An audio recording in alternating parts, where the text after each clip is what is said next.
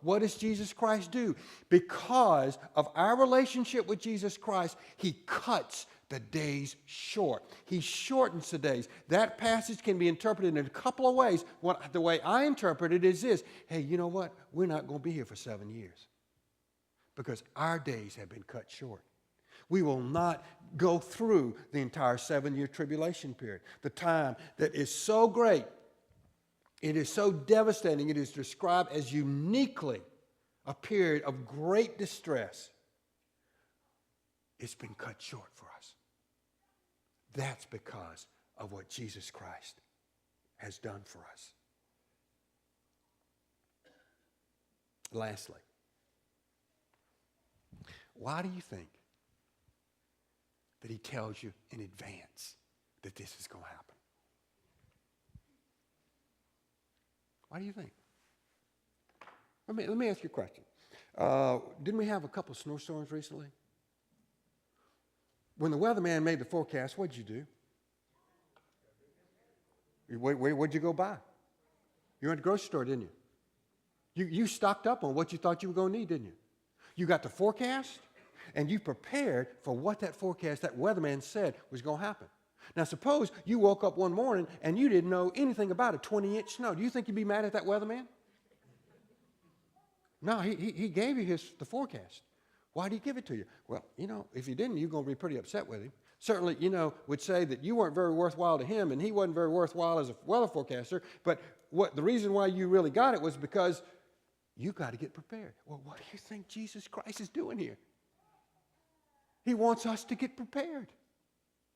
He's given us a forecast. He's saying, this is what is going to happen. Why am I telling you this in advance? Because I love you, because I care for you, and I want you to know that I know all these things are taking place. Do you realize that in the book of Ezekiel, almost 50 times, and Ezekiel is a book for the judgment of Jerusalem, of the people of Israel. It's a coming judgment by the hand of the Babylonians against the people of Jerusalem in 586 BC. Do you realize that the phrase, then you will know that I am the Lord, occurs something like 50 times or more?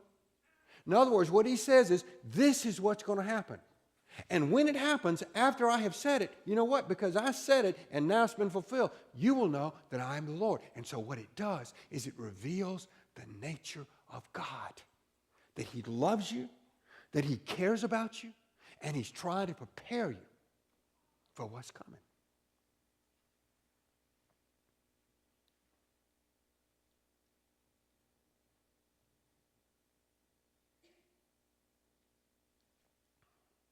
And he's told me.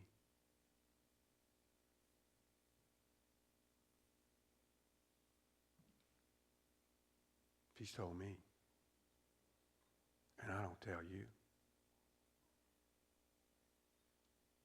That'd be pretty bad, wouldn't it? So if he tells me, and I tell you, now what are you going to do with it? Is this business as usual? Church as usual? We say, well, Pastor Kip, how do you know that the Great Tribulation's in the next few years? I don't. But you know what? Let's suppose that my grandson will be in the Great Tribulation, but I won't. You know how I can help my grandson? As I can do everything in my power to help him to know Jesus Christ, because I can leave him the legacy of Jesus Christ.